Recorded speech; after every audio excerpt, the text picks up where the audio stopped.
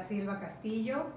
Me acompaña el licenciado Romeo Mansur Martínez, egresado de la Universidad Juárez Autónoma de Tabasco en licenciatura en Derecho, y el licenciado Agustín Alcocer Gagiola, egresado de la Universidad de las Américas Puebla en licenciatura de Derecho igualmente. Me hacen el favor de ayudarme con este proyecto. Y pues nosotros vamos a hablar de lo que es el parentesco. Y quisiera que me respondieran algunas preguntas como ¿cuál es la definición legal de lo que es el parentesco? Buenas tardes. Pues mira, el parentesco por definición es la relación parental que se produce originalmente de personas que descienden de un mismo tronco común o de una misma persona, digamos. Asimismo, el Código Civil nos establece que existen 3 tipos de parentesco, que es el parentesco por consanguinidad, que pues es este que te menciono, que es cuando se tiene algún origen en común, una persona en común. El parentesco por afinidad, que es aquel que se genera principalmente a través del matrimonio con los familiares de cualquiera de los cónyuges, cuñados, suegros, etc. Y el parentesco civil, que es aquel que se da producto de algún acto de derecho como la adopción, ¿no? Entonces, básicamente es eso. No sé si el licenciado Mansur quisiera agregar algo. Está bien acotado. Con el parentesco, obviamente, hay derechos y obligaciones. El tema del parentesco da para mucho más, toda vez que lo vamos a ver en diferentes áreas del derecho. Se aplica aparentemente solamente en derecho familiar, pero tiene que ver con otras áreas del derecho, tiene que ver con, a final de cuentas te sirve para contratos, a final de cuentas te sirve para toda la parte de sucesión, te sirve en la parte notarial, te sirve hasta en la parte penal, por los tipos de agravante. Entonces el parentesco va más allá de una simple definición y hay que entender todo el conjunto de cosas que el abogado ha explicado ahorita, los 3 tipos de parentesco que establece el Código Civil y que si gusta los vamos tocando, ¿verdad? Sí, claro. ¿Qué diferencia hay entre el parentesco por consanguinidad y el parentesco por afinidad? Mira, el parentesco por consanguinidad es el que se adquiere, ya sea en línea recta, descendente o ascendente, dependiendo de qué es lo que de qué parentesco partas. El parentesco por consanguinidad es el producto de una relación, de un tronco, de una familia.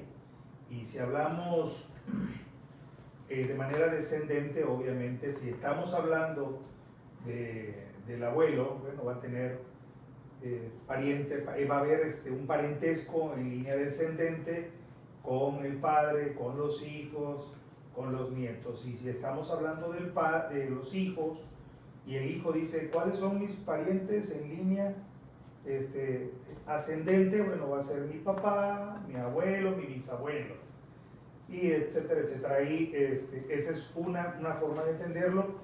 Y el otro, que era el que me preguntaba, de por consanguinidad, y el otro Por afinidad. Por afinidad. Ese es producto básicamente de una unión. Pudiéramos entenderlo, el que surge de una unión matrimonial. Aquí hay que aclararlo. No hay un parentesco, digo, porque muchos pudieran decir, bueno, hay un parentesco entre los esposos. No, hay un contrato que es muy distinto. El parentesco por consanguinidad que existe es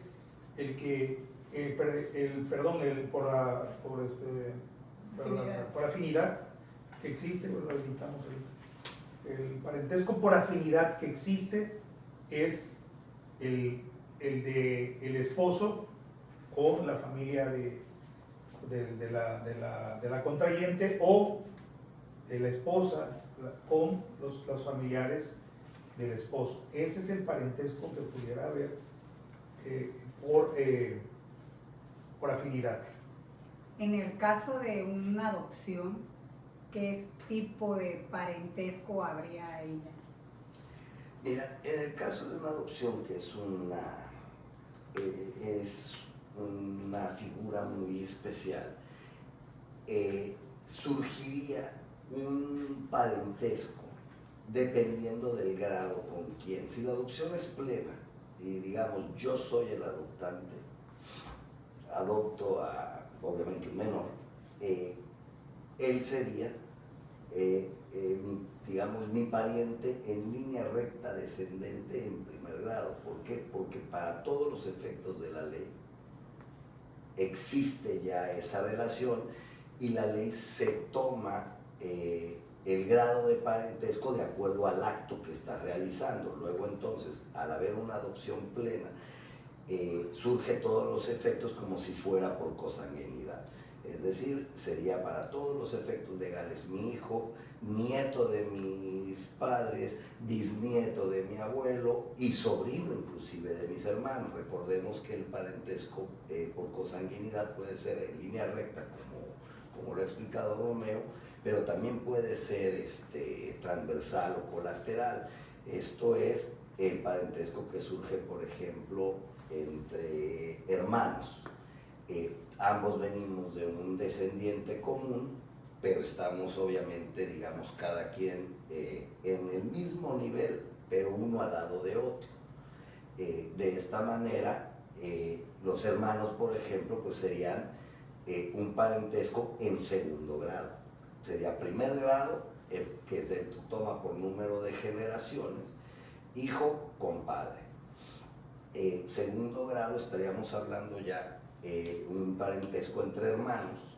Esto es tomando en cuenta el número de personas que hay entre uno y otro, subiendo por un lado de la cadena, bajando por el otro, excluyendo al pariente común o al tronco común. En el caso de los hermanos, pues subiendo por este lado, pues es una generación, se excluye al padre, bajamos por el otro, es otra persona, y estaríamos hablando que sería un parentesco en segundo grado. Luego entonces, volviendo a la pregunta, la parte de la adopción surte plenos efectos, como si fuera un parentesco consanguíneo, y surte esos efectos no solo para el adoptante, sino para toda la familia. ¿Cuáles serían las implicaciones legales del parentesco en casos de tutela o guarda y custodia? Fíjate que en el caso de la tutela y la guarda y custodia, con el parentesco hay derechos y hay obligaciones, derechos para quien está resguardado y obligaciones para quien lo tenga a su cargo. El dar alimentos, el proveer de alimentos es una de las obligaciones que están establecidas en el 301 del Código Civil, el 304 y el 340. El 301 te dice quiénes deben de dar alimentos. Los alimentos deben darse de acuerdo a las posibilidades que debe darlo, y el que los pide también puede exigirlo, y de acuerdo a las posibilidades que debe darlo y a la necesidad que debe recibir. Son de las generalidades, y alimentos se tienen que otorgar. ¿Y cómo se otorgan los alimentos? Establece la ley igual, bueno, teniéndolo dentro del núcleo familiar, proporcionando, pagando los alimentos. ¿Y qué comprende alimentos? Obviamente, y siempre y cuando se cumplan ciertos requisitos y que no haya un excluyente, que son para no dar los alimentos, entre otros, la sevicia, los malos tratos, las injurias graves contra la persona que te da los alimentos, etcétera, etcétera. En cuanto al concubinato, ¿cómo se asimila dentro del parentesco? Mira, en cuanto al concubinato, más que nada se estaría en presencia, digamos, de un parentesco con afinidad, pero sobre todo con con la familia de los concubinos. Y esto básicamente se establece para efectos de las prohibiciones de contraer matrimonio. Recordemos que dentro del matrimonio existen prohibiciones para contraer matrimonio posterior con los parientes por afinidad en línea recta y en primer grado, si mal no recuerdo. Entonces, para los efectos del concubinato, existe este parentesco por filiación, pero es básicamente para la prohibición de contraer nupcias posteriores con familiares en primer grado y línea ascendente y descendente, única y exclusivamente. Aunque la ley establece, uno de los espíritus de la ley al ser reformada es precisamente salvaguardar el derecho de quien deba recibir los alimentos. Después de ciertos meses, después de que hay cohabitación y que se hace una relación de pareja, se adquieren casi los mismos derechos que la esposa, específicamente en el caso de la mujer, de la concubina. Y tu pregunta, ¿qué derechos hay? Está el derecho al alimento. Ese es el derecho a los alimentos, el derecho inclusive a casi todos los elementos que tiene una mujer casada.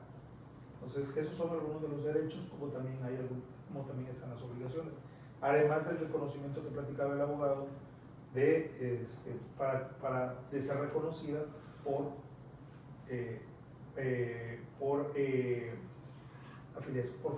filiación. Una vez que un matrimonio se separa, se divorcia, ¿se acaba el parentesco ahí? El parentesco por filiación sí acaba, pero se mantiene en línea recta, primer grado, ascendente o descendente. Es decir, ninguno de los cónyuges pudiera contraer posterior al divorcio nupcias con papá o mamá de su expareja o con un hijo de su expareja. Ese, a pesar de haberse disuelto el vínculo matrimonial, ese continúa.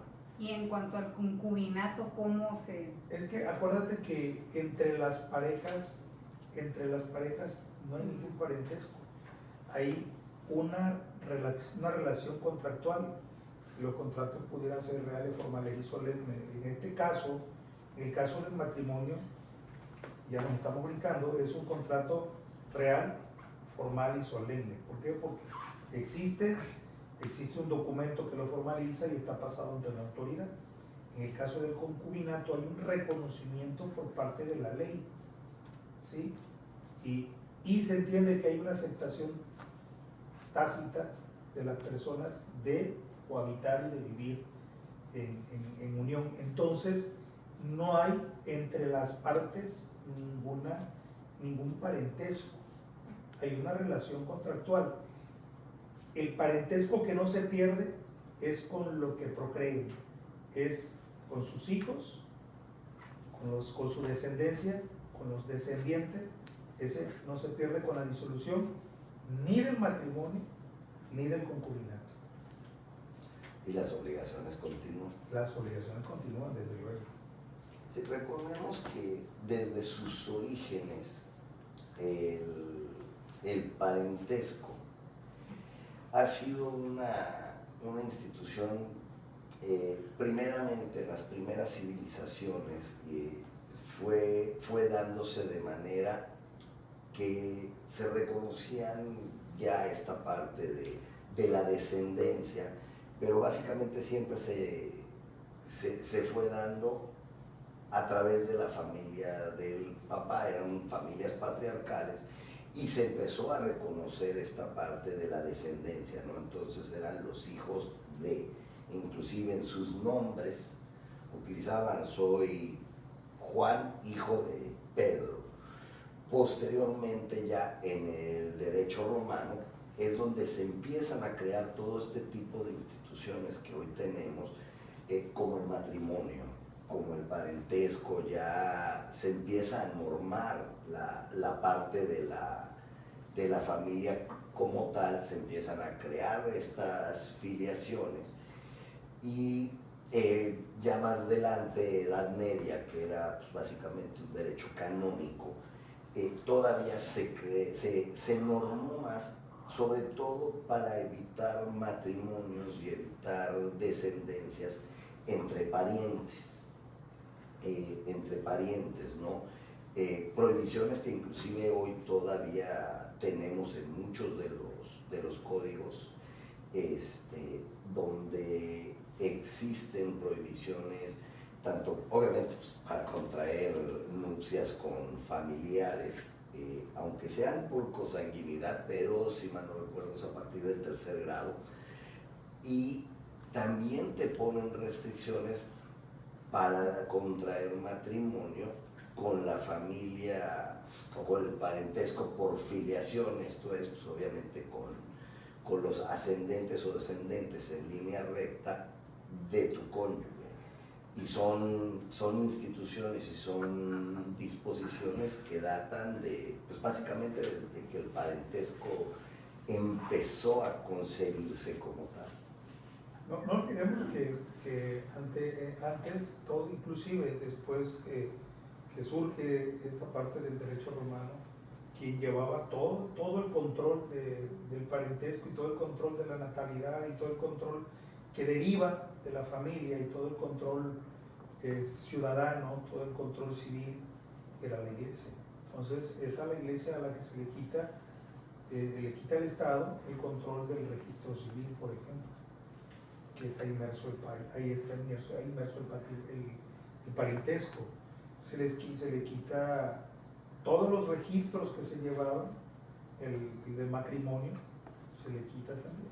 Claro, la iglesia sigue conservando algunas cosas, el clero sigue conservando algunas cosas, y hay que diferenciar estas 3 acepciones de parentesco que establece la legislación, porque de manera tradicional se habla del compadrazo, el compadre, mi pariente el compadre, no es tu pariente el compadre, no es tu pariente, los compadres no son parientes, no por ser compadres, son parientes desde el punto de vista del derecho, desde el punto de vista religioso, y anteriormente sí se consideraba que eran parientes, ¿no? Pero no tienen nada que ver. Digo, hay que comentarlo. Más usos y costumbres. Más, exactamente. Hay que comentarlo también para dejarlo claro y ilustrar. Sí, sin embargo, por ejemplo, esta parte de mi cuñado, mi suegro, mi sobrino, aunque no sean, pues ahora sí que sangre de mi sangre, sí existe ese parentesco, que es el parentesco por afinidad. El parentesco civil, ¿cuál sería entonces el parentesco civil? Es el que reconoce el derecho, y el reconocido en este caso, y el que traemos aquí a la mesa, es el de la adopción. La adopción es el parentesco más importante que pudiéramos llamar en ese sentido, y surte efectos precisamente entre el adoptante y quienes lo adoptan. En cuanto a un matrimonio de personas del mismo sexo, el matrimonio entiendo que sería un contrato entre ellos, pero si ellos adoptan, ahí sí viene un parentesco. Es correcto. De hecho, sería civil. Sí, de hecho es correcto. Ese es un tema nuevo, es un tema que cada día cobra auge, que los matrimonios del mismo sexo, ya adoptan, ya se les permite adoptar, y surte los efectos, surte completamente los mismos efectos, porque se los reconoce precisamente el derecho. El derecho se lo reconoció, por tanto, ese es un parentesco civil. Entonces, ese Sin niño embargo, adoptado que tenga familia viene siendo igual en línea recta, o sea, sería... sí, línea recta, primer grado. ¿Por qué? Porque la adopción surtiría todos los efectos de un parentesco por consanguinidad en el mismo grado en el que guarde la relación, ¿no? Entonces, entre los adoptantes y el adoptado es un parentesco de primer grado. Y adquieren todos los derechos y todas las obligaciones como si fuera un parentesco por consanguinidad. Adicional a esto, pues también dentro de la misma estructura, pues pudieras ver la parte de la maternidad asistida, por ejemplo, donde también surge este parentesco a pesar de no ser un hijo.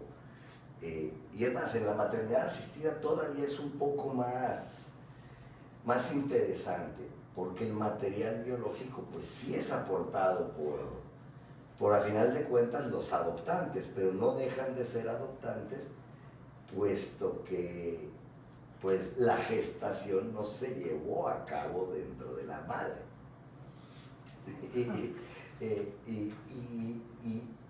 Y en cuestión de maternidad asistida y en cuestiones legales, pues sería prácticamente un parentesco civil. A pesar de que sí son consanguíneos. A pesar de que son consanguíneos.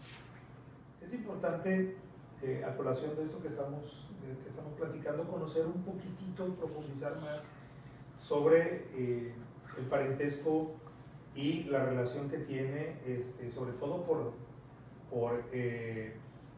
afinidad,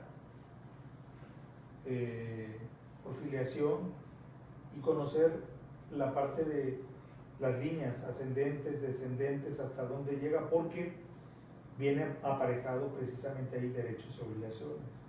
Entonces, ¿a quién le voy a pedir alimentos?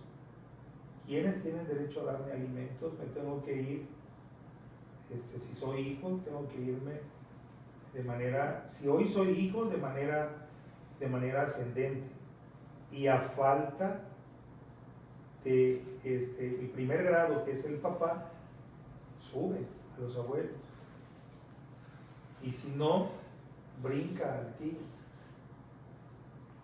Y si ya me coloqué yo como papá de manera descendente, yo tengo que dar alimentos a mis hijos, pero acuérdate lo que dice el 301, la posibilidad que debe recibirlo, y el que pide también está obligado, el que da tiene la opción de pedir en algún momento. Entonces, yo papá puedo pedirle a mis hijos si tengo necesidad. ¿Y quiénes tienen necesidad de dar alimentos abajo? Todos los hijos. Y si no tienen dinero alguno de los hijos, el que tenga, ese es el que dará los alimentos. Inclusive hasta en línea transversal o colateral, porque esa obligación inclusive pudiera caer hasta en los hermanos.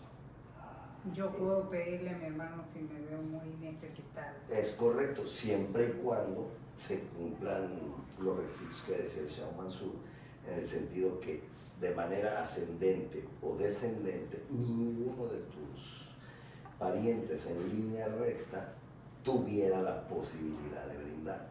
Entonces pudiera recaer en uno de tus hermanos en línea transversal, si éste pudiera y tuviera esa capacidad. Toda esta parte pues la va a determinar ya un juez. Se empiezan a buscar cómo se hace en la práctica.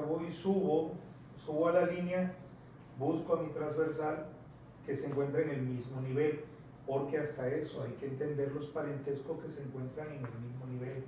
Los hermanos están en el mismo nivel. Ese sería un Los primer primos grado. están... Ajá. Sí, es primero... Primer grado sería el papá. Papá, y bajo al segundo grado, hermanos.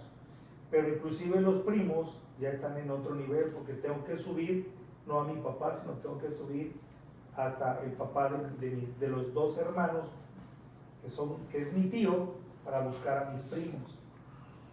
Y ahí ya tengo que subir a mi papá, a mi abuelo, a mi tío, y a mis primos. Aunque estén en la misma línea que tú, ya subí 1 grado, 2 grados, 3 grados, 4 grados. Entonces, los primos hermanos son parientes que aunque se encuentren en el mismo nivel, están en otra caja y son parientes en 4º grado, en la misma línea, pero de manera